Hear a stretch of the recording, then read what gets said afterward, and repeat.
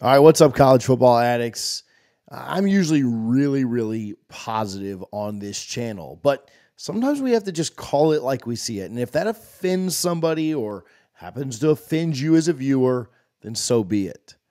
Texas quarterback Quinn Ewers made some interesting comments this weekend, and I want you to listen to them, and then I want to talk about them. You're going to be everybody's big game. Just because you're Texas. That's right. You've proven it. Tell me about that. Y'all are used to that in the Big 12, but this is a different level, isn't it?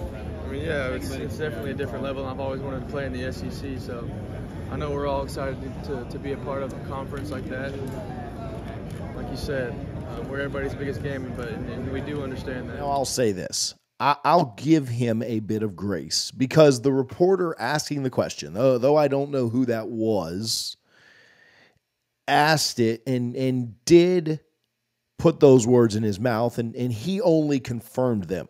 However, he's not totally off the hook because he certainly could have changed his tune. He could have answered differently. He could have just said, man, we're worried about week 1. So let's talk about Texas for a minute. And if you're a fan of Texas, I'm sorry for this. If you're a rival or your team plays Texas this upcoming year, buckle up because you might have some fun today. Now, before I get going, usually I script these things out pretty hard, or I get on an expert to talk about the team that we're talking with. Today's a little bit different. I'm just going to kind of freestyle on some of this. I'll tell you, I like Texas. I'm not anti-Texas by any means. They're not necessarily my favorite team, but I loved Vince Young. I loved watching highlights of that Rose Bowl. I loved seeing Texas beat Alabama by 2 scores last year in Bryant-Denny Stadium. I liked seeing Texas steal the Aggies' baseball coach after the College World Series, considering what happened when Texas A&M took my football head coach. Now, I want Texas to go into the SEC and dominate just so that I can watch fans of that conference pout. But a spade is a spade, and I'm going to talk about it. There is so much arrogance from the Texas fan base, from the Texas media at times, from Texas players for sure. And with the players, I don't as much mind, right? You want players to want to be the best and think that they're the best. But I don't necessarily know that I want my players to think that everyone else thinks I'm the best. I don't necessarily know that I want that arrogance. There's the confidence level, but then sometimes in college football, it gets to an arrogant level. And Texas fans, again, I'm not here to offend you. You'd probably even agree with me. Notre Dame fans have that, not necessarily in a football ability level, but just a we're better than you in general. Certainly would think so. UGA fans have that right now. Bama fans have had that for the last decade plus. Florida State fans had that in the 90s. That comes with the territory when you're great. The big problem is I just mentioned a bunch of teams who were really good. Florida State in the 90s, Miami in the 80s, UGA and Bama recently, UF in the mid-2000s. Texas isn't really there yet. We're talking about a team that needed overtime to take down Kansas State last year. We're talking about a team that barely squeaked by TCU and struggled mightily with Iowa State down the stretch. Now, they did get into the playoff. They did play an Oklahoma State team that was not very good, and they proceeded to lose in that playoff, but nonetheless, they didn't make it. I just don't know that beating their chests over last year is necessarily the way to go. We won't even get into the horns down debacle, but the idea that you could be everyone's toughest game and everyone hates us and we have the target on our backs, we're the big dogs, and then also get upset at a gesture seems to somewhat blow my mind. But let's take it for what he said. Let's look at the schedule and look at, are they everyone's biggest game? Are they the team that everyone wants? Here's the 2024 schedule. You got Colorado State game 1. I'm not sure how you even count this one, to be very honest with you, because it's a group of 5 game. So let's skip that. Then you got Michigan, second game. Are they Michigan's biggest game? Well, no. Go look at Michigan's schedule. Michigan has USC. They play Michigan State. And every Michigan fan on planet Earth will tell you that their biggest game, the team that they want to beat more than anybody else this year, It's the last week of the season. It's Ohio State. No doubt about it. No Michigan fan is going to tell you that they'd rather beat Texas than Ohio State this year. UTSA and ULM in games 3 and 4. Those are bye games. Those are games that they're paying them to come and play. I'm sure there are UTSA fans and ULM fans that are excited about Texas, but that's not the same as where everybody's biggest game. They're being paid to come in and get their brains beat in, and that's likely what happens. What about Game 5? They play Mississippi State. Well, Mississippi State has UF at home. That's to open up SEC play. That's probably one of their only real chances at a win in conference play, and it opens up SEC play for a brand new coach. They also go to UGA. They also go to Ole Miss. I'm not quite sure that going on the road to play Texas is what they are most focused on. But even if you said it was maybe one of their 4 biggest games, that's fine. I think they'd rather beat UF after their old AD is at UF right now. I think they'd rather beat UF after how the Dan Mullen situation went down. And I think they'd also rather beat UF at home than win anything else on the road. That's my opinion, though. You can ask a Mississippi State fan if you want to confirm. All right, Game 6. We finally get to one that's a no-doubter, the Red River Shootout. They are Oklahoma's biggest game. And that's just what it is. They're a rival. That's a game that is a top 5 rivalry in all of college football. And it might be creaking up, sneaking up. Texas AD thinks it's the best. It might be sneaking up there towards the top. I don't know that I'd put it ahead of the game. I don't know that I'd put it ahead of the Iron Bowl just yet, but maybe it's number 3. But there's our first one that we're very sure of. What about Game 7? UGA in Texas. Could be a preview of what we'll end up seeing in Atlanta, a rematch between the Longhorns and Bulldogs. Well, no, I don't think that that's the game Georgia fans would tell you is their biggest game. I think they're looking at early in the year when they have to go to Bama. They remember how that game last year in Atlanta went. They remember being cost a chance to go to the playoffs because they lost one game by 3 points, let alone Bama lost a game by 10 points, let alone Texas lost a game, let alone others. But UGA will remember that one. And any UGA fan is going to tell you that their biggest game is at Bama.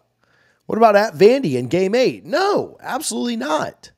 I think Vandy fans would tell you that Bama coming to town is a bigger deal. I think they'd tell you that Tennessee to end the year is a bigger deal.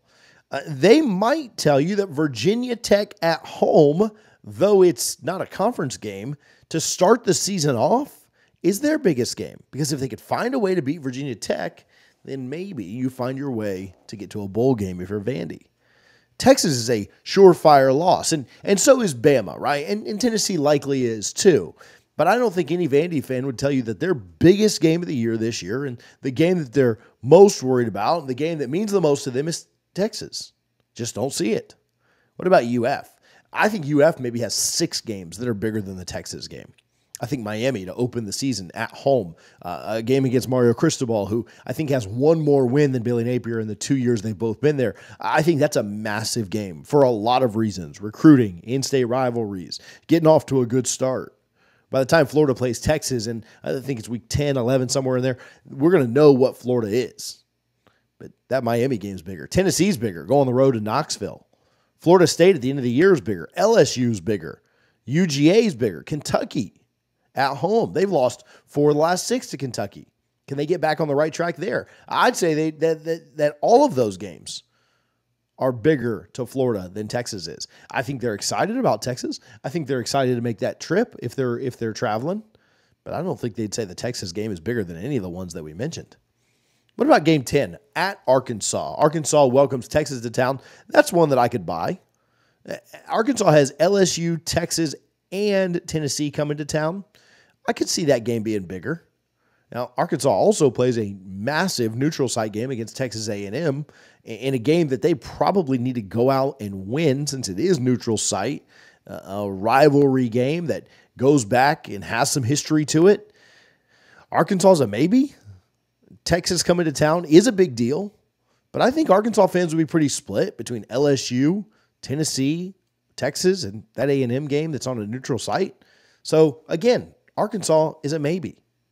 What about Game 11? Kentucky, no chance. UGA comes to town to open up SEC play, and you know they're looking for payback after the way last year went down. Kentucky went in super hyped. We had all of the bells and whistles into that game, and UGA just absolutely beat them down. Kentucky also goes to Florida. They go to Louisville. Louisville comes to them after they went there last year, and I think they'll want to keep that streak against their rival going. We mentioned what Florida has done against Kentucky lately. It's not been good. Kentucky going to want to win that game in Gainesville. I don't think any Kentucky fan would tell you that that's their biggest game against Texas. And then lastly, Game 12, Texas A&M. There's an argument here for sure, but I'd say Texas A&M's biggest game of the year is probably Texas. You do have Notre Dame to open the year. You have Arkansas at AT&T Stadium, which we mentioned earlier. You get LSU at home, and then Texas at home as well to finish it. So I'd lean Texas here as being the biggest one. You could make an argument for Notre Dame at week 1, trying to figure out what Elko and that team's going to look like. But as hyped as you are to start, you don't really know what the team's going to look like that early. And no one's going to be firing anybody if you lose to a team that was very good last year in Notre Dame and is expected to make the playoff this year. So I'll give you Texas there at A&M as A&M's biggest game of the year. So what is that? 3 games maybe? 4 if you make every maybe a yes, and 2 of those are rivalries with A&M and Oklahoma. And listen, I get it. I want kids to have confidence. I mentioned that. But let's at least be real about things. I don't even know if I could see someone on UGA's or Ohio State's roster saying this. But if you're Alabama or UF or Michigan or one of the other schools on this schedule, you absolutely have to be laughing at the boldness, how brash he is, and the mindset of Texas football. We are everyone's biggest game. Listen, you play 12 this year, and you might be 2 or 3 people's biggest game, and 2 of those are rivalries. Let's maybe take a step back. You remember when Texas, the famous "we're back." I think Texas is going to have a good year this year. But don't be surprised if they fall flat on their face again, just like they have in the past. Now, I don't expect it. I'm not predicting it. In fact, I'm doing a schedule prediction here very soon, so lock in with the channel if you're not already. But I do want to hear your thoughts on this. What do you think? Am I making too big of a deal of it? Am I right? Am I wrong? Is Texas everybody's biggest game? Well, I went game by game and told you why I don't think so, but prove me wrong. Texas fans, let me know in the comments. I'll show you some love. I tried to show some love before I went game by game on this, but if you need to crucify me in the comments, that's okay. I appreciate you guys for tuning in. I'll talk to you soon. Thank you for watching College Football Addiction.